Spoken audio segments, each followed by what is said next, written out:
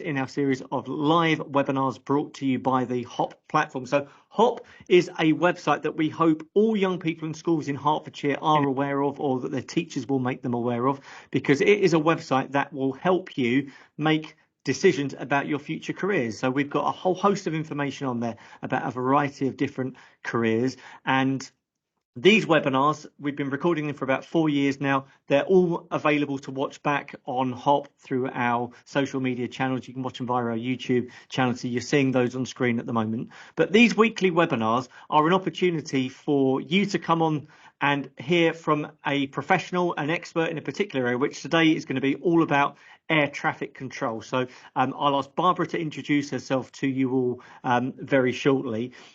And over the next hour or so, we are going to find out about, well, what does an air traffic controller do? What are the skills, qualities, qualifications? What subjects might you want to think about if you're considering your GCSEs, or whether you're thinking about doing A-levels or going to college? We'll find out a little bit about the realities of the job. So what's it actually like? What are the shift patterns like? What are the high pressure areas? What's enjoyable? What's challenging? And of course, you've got your opportunity to ask your questions as well, which you can do, we think, by using that Q&A tab. So do take that opportunity. If you can't stay until the end of the webinar, say it is being recorded and it will be on our YouTube channel from tomorrow onwards. So you'll be able to watch it back again, or you'll be able to tell your family and friends about it as well. So hopefully that all makes sense. So without any further ado, I would like to introduce my panelist to you today, who I'm delighted has joined us to share her experience, knowledge and expertise about the very exciting role of an air traffic controller. So Barbara, thanks so much for joining us. Would you like to just to give everybody a little bit of a background about who you are and what you do? Yes, so my name is Barbara. I'm actually Spanish, even though I've been working in the UK for the past five and a half years. I've been working in NATS. So I started in Luton Airport, and I was there about 3.5 years. And I've been in Stansted, 3 years I was in Luton, about 2 years, so 2.5 years I've been in Stansted.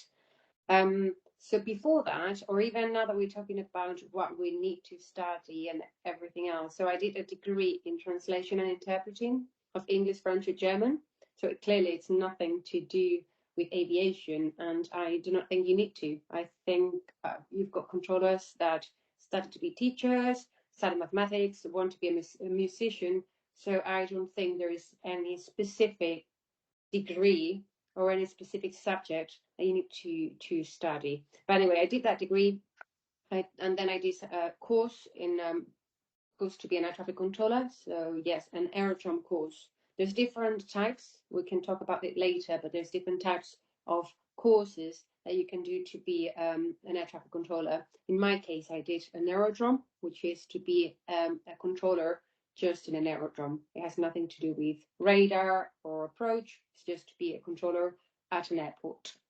So yes, I did that course. Then I went to work as an assistant in Teesside Airport. I was there about 1.5 years. Then sometime later, I moved back to Spain, and I worked in Alicante Airport for about 3.5 years. I guess I was for about half a year. I was an assistant, and then I moved on to be a traffic controller, and I was there for about 3 years. There was some internal vacancies available to work for the UK in NATS, which is where I am now at the moment.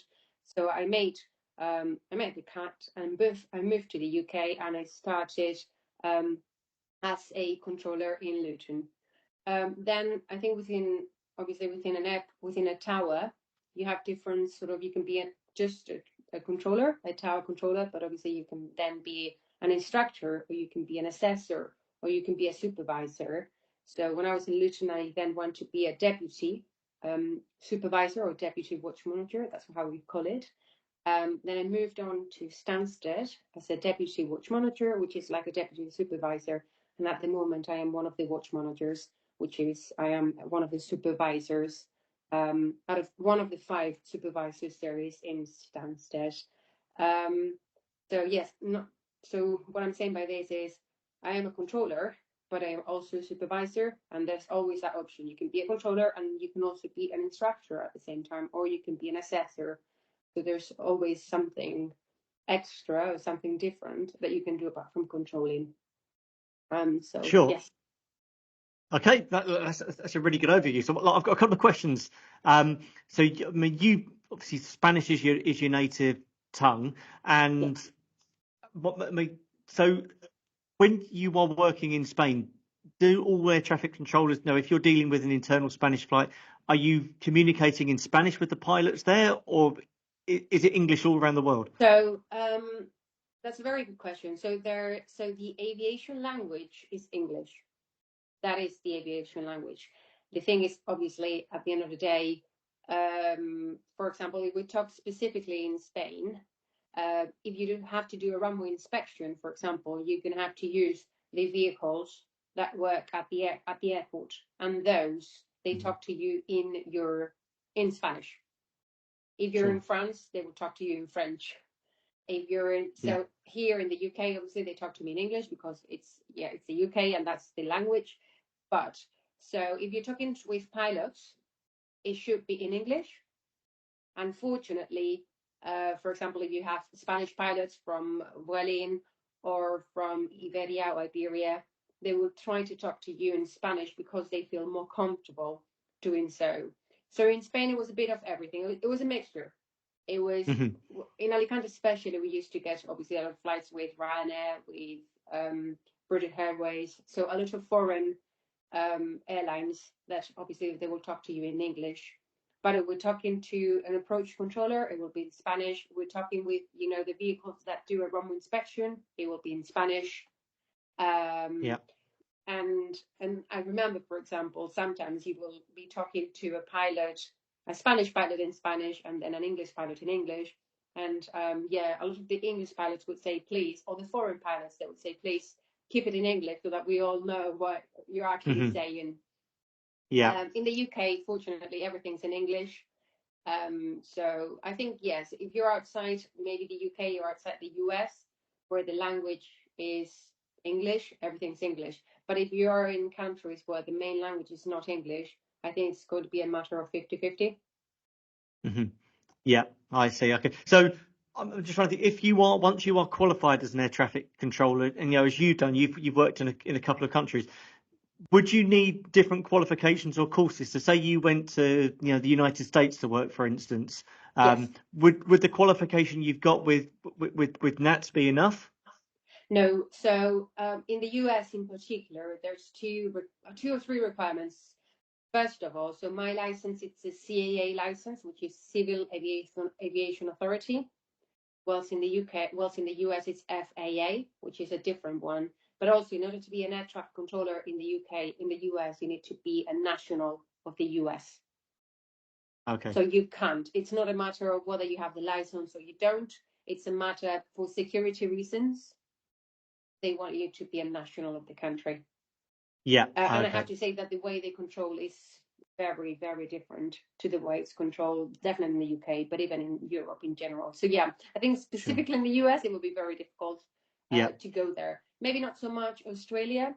Hmm. I know controllers who moved from the UK to Australia or the Middle East. There's a lot of people also at the moment. There's a lot of NATS controllers that go to Abu Dhabi, that go to Doha. So obviously it's tax free and the Hmm. salaries are very high, very, very Okay. high. Okay. And then, so just to clarify, within England, you're employed by NATS or are you employed by Stansted Airport? How does that work? No, so I am employed by NATS, which is National Air Traffic Services, and it's Yeah. actually the airport that employs NATS. In this Okay. case, I am in Stansted, and Stansted Airport is owned by STAL, which is yes. So STAL is the one that hires NATS to provide air traffic services. Okay. Okay. Fine. So tell us a little bit. How big is your team at Stansted? So, so in Stansted, we divide the whole staff into 5 teams. And each team has a watch manager, like myself, so a supervisor. Then you have Hmm. a deputy supervisor, which means that when I am on leave or sick, my deputy will do what I do, pretty much. And then I have 4 other members. So pretty much it's me and 4 members of the staff. So I am in charge, so we say, of 4 people. If we multiply that by 5 or 6, which is more or less how it is, it's about 25 ATCOs, I think it is, that we have at the moment, plus a manager of ATC. So it's someone that manages sort of, it's on top of us and manage everything, and then the GM, which is the general manager. Okay. Look, we'll talk about the qualifications and the courses and the pathways that go on in a little bit. So I'm just going to sort of fast forward that bit. But I'm just thinking, someone who was coming into your team, so maybe someone they've just qualified. It's their first job within air traffic control. Tell me, what would their average day look like? I mean, what are the shift patterns like, and what do they actually do once they come into Stansted Airport, into the control tower? Okay, so imagine there's a new trainee, and we have a trainee actually in my watch. There is a trainee. So the shift pattern is you work 6 days, and then you're off for 4 days. Normally, those 6 days is you work 2 mornings, which means normally it's from 7 until 2 o'clock, 7 in the morning till 2 o'clock. Then you've got an afternoon shift, which is more or less, it varies a little bit, 1 hour here or there, but let's say from 2 in the afternoon until 10 at night. And then you do 2 nights, which is from 10 at night until 7 in the morning. But you're not working when you're doing a night shift. You're obviously not working all the time. You have like maybe 3 hours to go to rest while another one controls. So it varies. The nights you're not controlling the 9 hours or anything like that. You just normally we have 3 people on a night shift, so we sort of divide the night shift so that someone will go 3 hours, another one 3 hours, and another one 6 hours, and then we sort of vary that. But and normally how we do it in Stansted, it varies. Again, it varies in different airports and different towers. But in Stansted, normally what we do is we control for an hour, and then we have another hour off, and then we control for an hour, and then we have another off, because obviously it's very busy and you have to be very concentrated, especially in the summer. So you need that time to just switch off. And normally in then let's say 7 or 8 hour shift, you will be controlling for half the time, and the other half you will be on a break. Sometimes, again, some controls will be a break. Me, I will be doing something else work related, because that's the thing. At the end of the day, when you're a supervisor, you're a controller, but then you have to do other ancillary tasks that to make sure that everything's run appropriately. Yeah. Okay. But if one of these guys were to come, that's how it would do. But obviously, first you need to come as a trainee, and a trainee, it takes about a year to validate in a place like Stansted. What I mean validate is to go through the process of learning the ropes and learning how to control in Stansted. And every time you go to a different unit, for example, when I went from Alicante to Luton, I had to go through the entire process of being a trainee and learn the ropes. And then when I went from Luton to Stansted, the same thing. You have to go through the process of training and learning, because every airport is different, and every airport has its own procedures and ways of controlling. Yeah. Okay. So, I mean, let's take an example of a flight that's flying from Alicante to Stansted. What's the first point of communication that you're going to have with that pilot? It's probably a 2-hour flight? Exactly. So it's a 2-hour flight. And like I said, I am an aerodrome controller, which means that I normally control everything or anything that takes off and lands from Stansted in this case. So if we think about a controller in Stansted, we have 3 types of things that you can do, or 3 types of controlling in between brackets. One will be you will be in charge of the runway. So it means that you will be talking to every single aircraft that takes off and lands in the runway or on the runway. So probably if that aircraft is coming from Alicante, my first point of contact will be with that aircraft on the air about 6 or 7 miles from us or from the runway. Okay. At that point, they will say, Ryanair 123, Stansted Tower, and you will say continue approach runway 22, which is the runway we've got, and then you will clear that aircraft to land. Yeah. And so that's normally one of the things that you can do. Then another thing is another controller at the same time will be moving the aircraft around the airfield. So again, every aircraft pushing back, taxiing in, taxiing out. And then if it's super, super busy, you will have a third controller at the same time, giving the clearances to the aircraft to make sure they're going to the destination, in this case, Alicante, that they want to. So they need to follow, obviously, some airways and they need to follow route. So we need to give them that first waypoint that they need to follow. Let's put it like that. Yeah. I'm not sure if Okay. that answers your question. Yeah, no, when you said sort of within sort of 6 or 7 miles of them coming into land, that's when you're making contact with them, and Yes. it's you giving that pilot the assurance and the confidence to know that they can land safely. Because Exactly. I'm guessing they already know which runway or which angle they're coming in at, don't they? Exactly. But it's your job to say yes, it's safe. So Exactly. in what circumstances might you be telling them, no, actually you can't land yet? So normally when they call us, we will probably the first thing that we will tell them in most, I would say 9 out of 10 times, is continue approach. Because probably, especially in a place like Stansted, there might be a runway inspection on the runway. There could be an aircraft to depart, or maybe we want them to be closer to the runway before we actually say, okay, you can now clear to land. Because that's the thing, we need to make sure until the runway has no vehicles or no the single aircraft on the runway, we cannot clear anything to land. And most times in Stansted, the runway is occupied by something, either someone going or a vehicle crossing or a vehicle doing a runway inspection. So yeah, with someone inbound or someone coming from Alicante, yes, we normally say continue approach. And when we know it's safe and there's nothing on the runway, we then clear the aircraft to land. Yeah. Okay. And then at any one point in time, so you as an individual, how many different aeroplanes and pilots are you likely to be in contact with? Is it only one at a time, or would be one? So many. So it varies obviously between the summer and the winter. Yeah. We're talking. Let's say the summer in Stansted. The summer in Stansted, we are talking about over 600 aeroplanes per day. So if I am working on a morning shift for 7 hours and I am controlling for those 4 hours, or 1 hour, let's say in an hour, on a busy summer, I could talk to maybe 30, 40 pilots. Yeah. So it's a lot.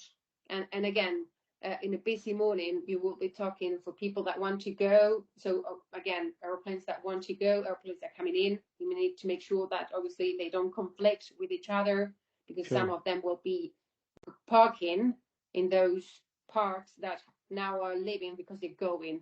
So again, I would say that, yeah, on a busy morning, in the position where you pushing aircraft, starting, taxiing in and out, you could be talking to 40 different airplanes in an hour easily. No, okay. I mean, this sounds like it's almost like a real life video game. It must be really mentally quite exhausting, mustn't it? Yeah, well, that's why we have what we called, so we call it flight like strips, which is like an electronic strip that tells us where an aircraft is and where an aircraft is, and it helps us with our memory, because obviously we won't be able to memorize. We're talking to 40 airplanes in an hour. We won't be able to memorize where every single aircraft is. So that's why we have like a exactly like a panel, and we have little strips, electronic strips that we move around, and we know where each aircraft is. And then we look at the window and we see, oh yeah, that aircraft is there. So there's obviously we have different machines in a way, or that helps us identify where the aircraft is at each moment. Yeah. Okay. Well, so I mean, this brings us to the double-edged question of what's the most enjoyable aspect of being an air traffic controller, and then equally, what's the really challenging side of it? That the people watching this at the moment, what should they be aware of? What is the warts and all story about becoming an air traffic controller? I think for an air traffic controller, the most interesting thing would be the fact that every day is different. So you're not in an office doing very similar things. So you come and one day could be very different to the next. Then obviously it's not good, but if you have an emergency, it's going to make it different, or it's going to make it harder. So yeah, I would say that the most the best thing is that every day is different, and it's not like you're Monday to Friday in an office. And I would say the most challenging thing, especially as you grow older, is the shifts. Doing night shifts are hard. Waking up at 5 in the morning to go to work, it's hard. Yeah. So yeah, I would say the shift work. I think shift work is the hardest. The fact that you have to one day wake up at 5 in the morning, the next day you don't sleep all night, and your Hmm. body needs to adapt to all of that. So that's, I would say, for me, it's the hardest. Yeah. And what about the weight of responsibility for helping a pilot with potentially up to 300 passengers land safely? Can you remember the first time that you were solely in charge of helping Yes, but an I aircraft think, down? yeah, but I think controllers, we must know it, because that we can't really be thinking, oh God, there's an aircraft with 300 passengers. If something Yeah. goes wrong, I think at the end of the day we treat it like you said, not like a video game, but we treat it as it's safe. We're more analytical than that. We don't really think, oh, actually it's not a pilot that we're talking. It's actually three people in the aircraft. We try to take into account obviously safety measures. We're trying to, yeah, make decisions that are safe, but I don't think we have that, constantly Hmm. thinking, oh gosh, if something goes wrong, otherwise it will make our job very difficult, I think. Yeah. No. Okay. I mean, you said you can often be speaking to up to 40 pilots an hour, but do you ever develop any sort of rapport with the pilots that you're speaking to, or is it very process and instruction driven? So you mean when we are controlling? Yeah. No, and that's the thing. So we have, as controllers and specific, I mean, for controllers and also for pilots, but specifically for controllers, we need to use standard phraseology. Hmm. So when we talk to them, we're not having like a normal conversation like you and me.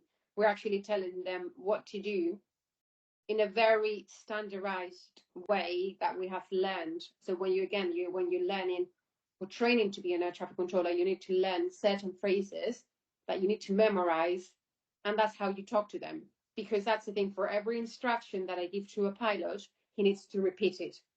Okay. So if I say go from A to B, he needs to say, okay, I will go from A to B, because that's the way I know that he's going to follow what I am asking him to do Sure. in order to avoid a confliction. Yeah. So that's the thing. I can't. So we don't have engagement. We don't have really conversations with them. We just tell them what they need to do. That's what we do. We actually tell the pilots what they need to do and when they need to do it. Yeah. Okay. All right. No, well, that makes everything very, very clear. Okay. Going to move the conversation on, and this is what a lot of people want to know. Yeah. Very keen to know what subjects they should do at school. So let's start with that. So we're thinking about someone who is, I don't know, maybe considering what GCSEs they're going to do, maybe thinking a bit further ahead. Should they do A levels? They need to go to college. What subjects does somebody need to do to become an air Well, traffic like I controller? said, I don't think there's any specific subject that you need to do. At the moment, you don't even have to do a degree.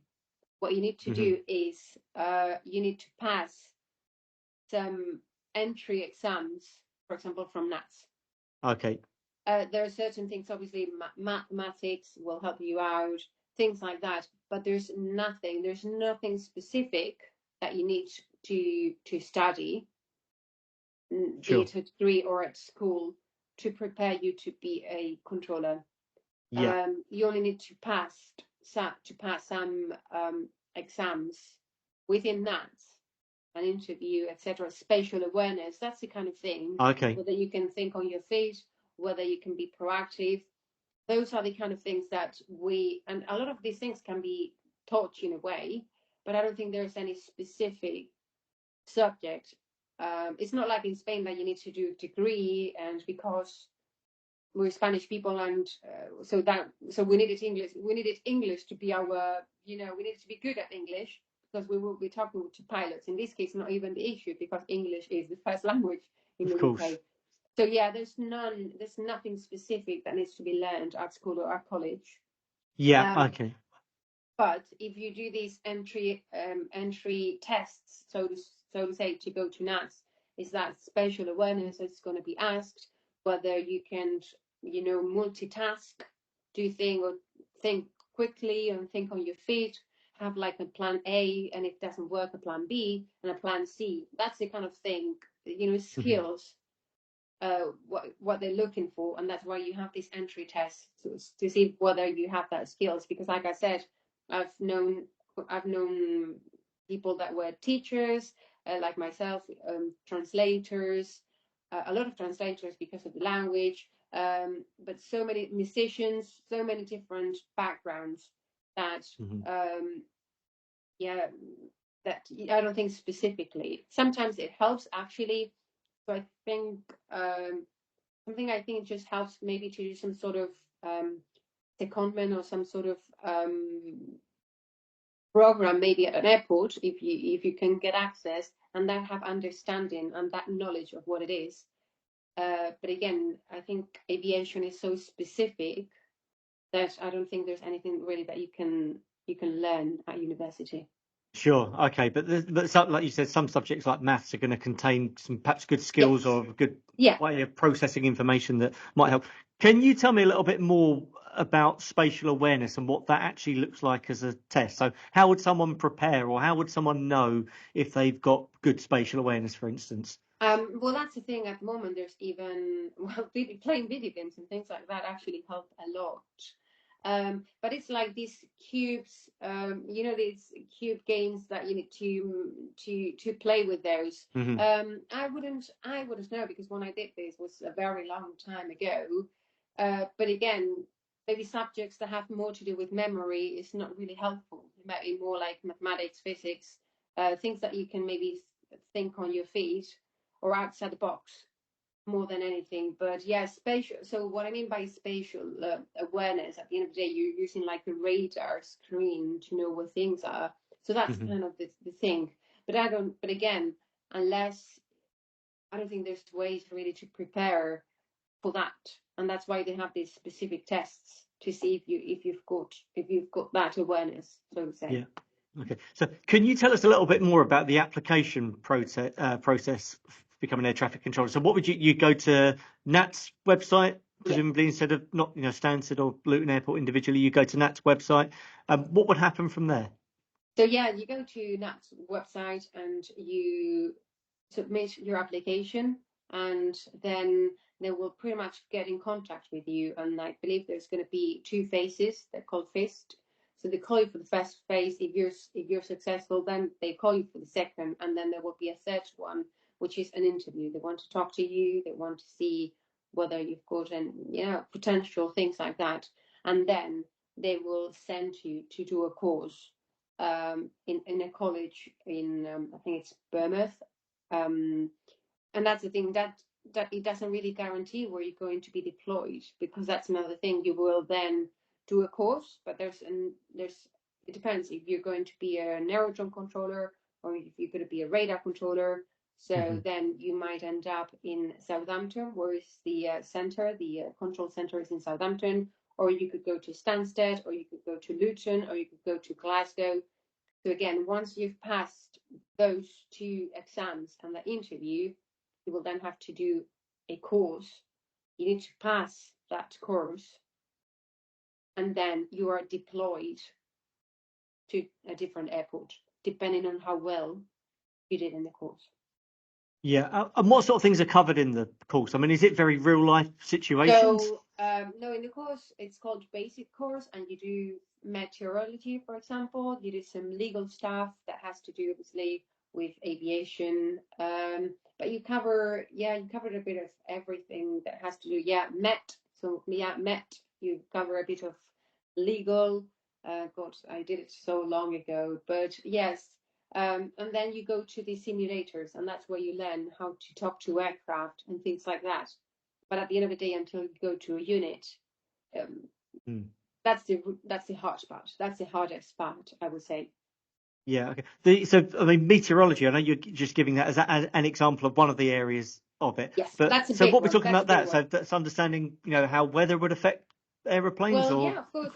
So because of the different weather we've got in the UK, you've got foggy Hmm. days, you've got a lot of rain.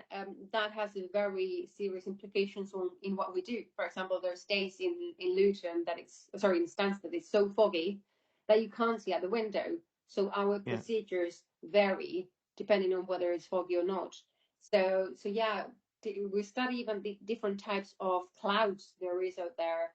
So yeah, the Met is a big part of aviation, and it's a big part of that basic course that you do, because of that, it has a very strong implications on aviation, how good or bad the weather is, especially in the UK with all different sort of very weather changeable. report. Yeah.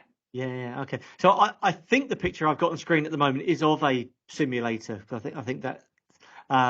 So how long would you spend, working on through those simulations, and what do you have to do? Are you then given a test or a simulated test to pass?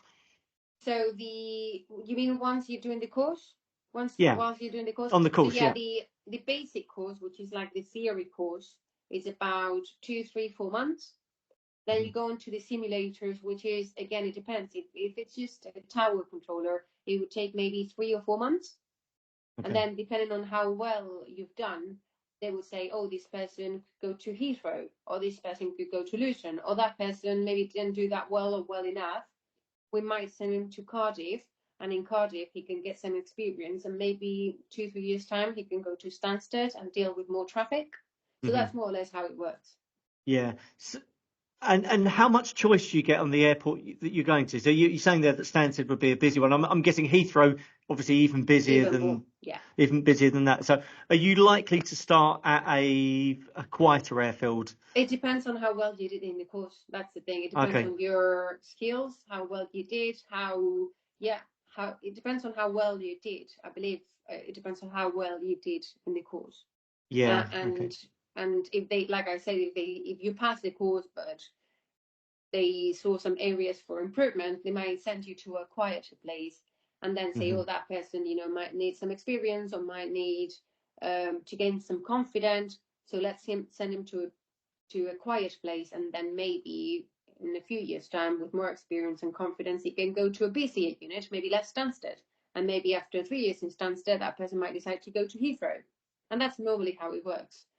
Once you get your license, you can move around if that's what you want. Yeah. Okay. And once people have got their license and they're qualified, does there tend to be a pecking order? Does everyone aspire to work from Heathrow because that's the busiest airport? I mean, you said you worked at Teesside, which I'm guessing is probably much quieter than Stansted. Yeah, well, Teesside, it wasn't even nuts. It's not even nuts. Okay. That was before I came into nuts, but yeah, it's. I suppose everyone wants to work in a busy airport. But yeah, I think it depends. So it depends. Some people just choose one airport or the other because they live close to the airport and it's more convenient. Of course. Yeah. But yeah, I suppose people would like to go to Luton, Stansted, Gatwick, places that are busy, and you get a big push to work a lot of traffic. But like I said, it depends on how well you do. Yeah, I see. Okay. It's a question that's come in. It's a really, really important question to ask as well. So, do you need to have good eyesight to be an air traffic controller?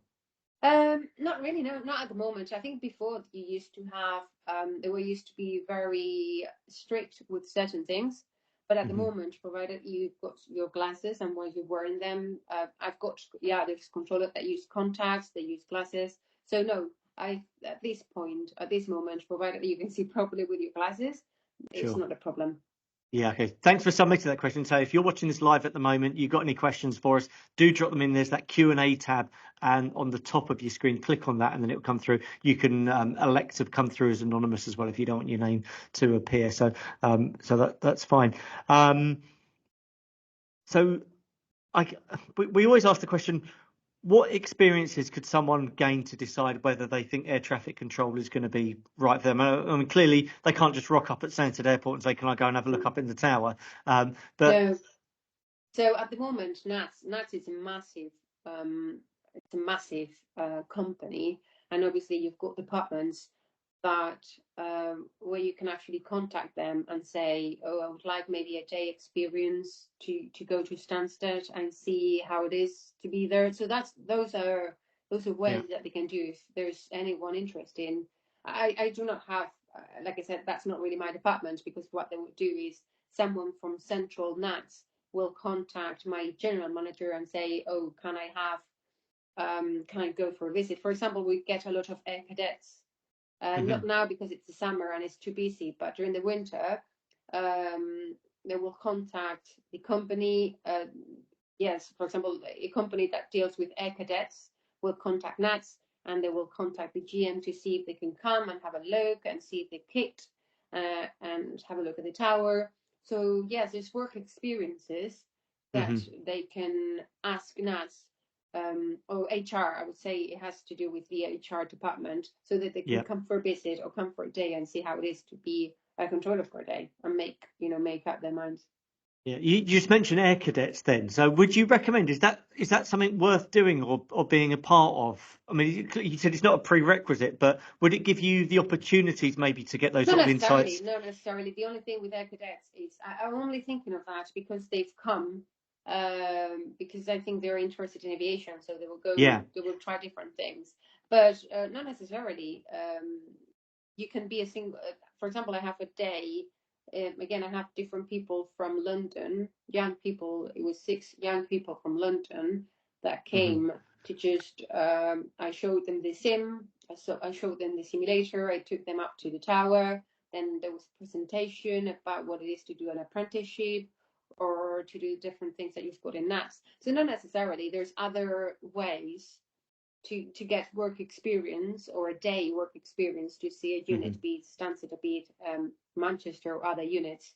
So not necessarily. I would say not necessarily. You can contact HR, and hopefully they will find a way to get you to come for a day and experience what it is to be a controller, or at least to show you around for maybe a couple of hours when the traffic allows, obviously. Sure. We will share with you the NATS website before the webinar ends. I'm going to give you a QR code shortly, so you can have a look at that. In fact, let me try and find that now, and I can put it up on screen.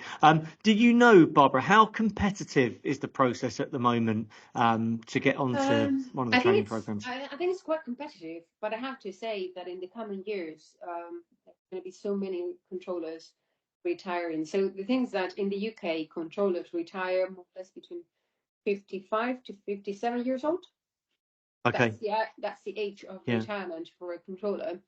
So I think I heard that in the next, I don't know, 5 years, it's going to be like 500 controllers Wow. retiring. Okay.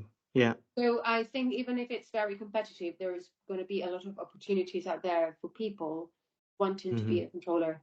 Yeah. Definitely. Sure. And then we always say within Hertfordshire, although there's not an airport within Hertfordshire, within the county boundaries, there are, at least 5 very close. So where you are at Stansted, up in that top north east corner of the county, then we've got Luton Airport on the other side. Heathrow is very accessible from Hertfordshire, as is City Airport, and I guess even Gatwick Airport or Southend Airport. Yeah. There's always going to be the need for those as well.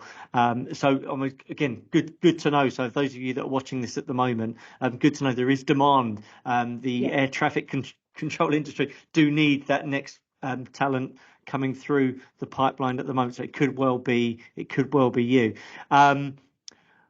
What's generally the progression route? So you're a supervisor now, Barbara, Yes. but is there quite a linear sort of process for air traffic controllers when they come in?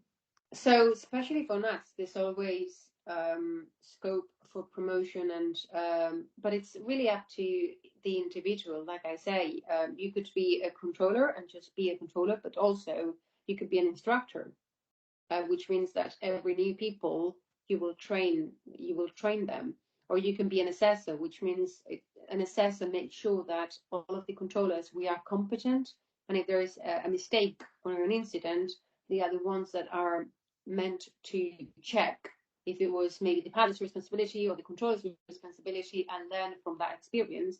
But then you can be a supervisor. So there is you can go up or you can go different alleys. You can be a manager of ATC. But yeah, NATS is such a big company that even, again, you might start wanting to be a controller, but maybe 10 years down the line, you think, oh, getting tired of working shifts.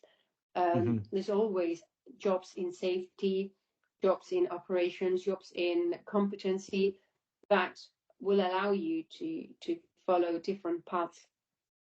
Yeah. Okay. And then thinking about it from the other perspective, you said that you are, I guess, classically a translator. That was your first calling in life. But thinking about some of your colleagues, what do they tend to have similar backgrounds? Have they often done the same sort of things, or is it very disparate? I've got people that studied to be engineers, for example. But like I said, there was one that studied to be a musician. Others that studied to be teachers. Others to be architects. I know a few architects even that they didn't like it. They finished the degree, and I was like, well, I'm not really into this. People that in some countries or before in NATS, you needed to do a degree, so they would do a degree that was maybe easy, and then they will do the course. Other people that there's so many different backgrounds. That I knew people that did mathematics at university. So no, I think it's very varied, and it doesn't have to be mathematics or just English. There's, like I said, teachers, architects, translators, many that I know, especially in Spain. So yeah, I don't think there's a specific background that you need. Yeah. Okay. All right. Another question's just come in. Do you ever get opportunities to do stuff outside of the tower, or are you strictly just there for working? So if you are a controller, like controller or controller that's no JTI and things like that, even me as a supervisor, now I'm starting to look at other options, maybe to expand my career or maybe to move on at one point. But otherwise, yes, we work only in the tower. Yeah. Okay. If you've got any more questions coming in, we're sort of getting near to the end of the webinar now. So if you have got any further questions or anything you wanted to sort of clarify or to check again with Barbara, do get that question in now via the question and answer tab. Do you always work with the same team? So are you on the same shift? Is it always the same full number of people that you work with? Yes. So normally you belong to a team, and sometimes there might be another. So, for example, imagine you work 2 mornings, 2 afternoons, and 2 nights. But for some reason, one cycle, instead of doing 2 mornings, 2 afternoons, you do 4 mornings. So then you will follow, or you will spin, as we call it, to another team or to another watch. So yeah, mostly I would say that you're in the same team, but sometimes other teams will join for a day or for 2 days, or you will go to another watch. But yeah, mainly it's your team, and you stay with that same people. Yeah, sure. And do you ever have much interaction with the other team? So do you have to sort of check in with your sort of supervisor who's taking over your shift? And exactly. So with the other supervisors, it's only the takeover. That's pretty much, especially because there always needs to be someone accountable on watch to make the decisions. Let's say there's an emergency, so it's the watch manager that needs to decide, oh, is this a full emergency? Is this a local standby? Things like that. So yeah, with other supervisors, mainly the handovers. Again, sometimes they could spin with your watch for a couple of days, but otherwise, some watches, some teams, you never see them. No, okay. I'm going to have to pull you. You said emergency, so I'm just kind of slightly intrigued to know what would be considered an emergency, or what would be considered something that's sort of significantly risky.